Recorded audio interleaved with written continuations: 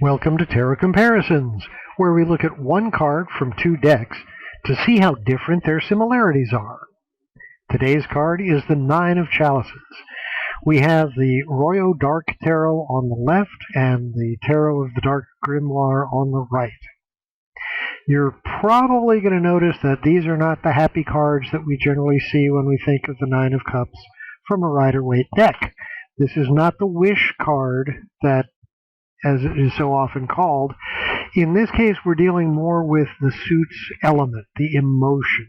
The water is not the prettiest if you look at the Royo Dark. The effluvium coming from behind the lady is apparently polluting the water. There's rusted metal, piping, all sorts of things that look as though they would be leaking nasty things into the water that she is kneeling in.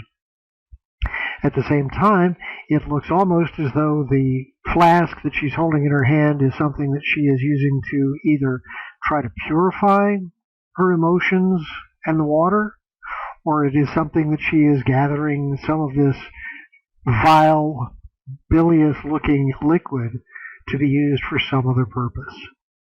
When we look at the Dark Grimoire, it does appear at first that we have things pouring out, but I tend to look at this one in a more positive note.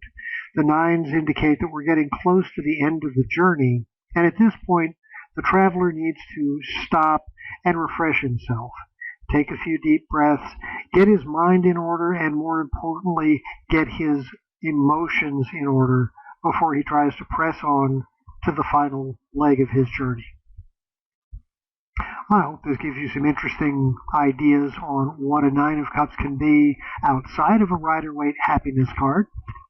Thank you for joining me for Tarot Comparisons, and I look forward to seeing you next time.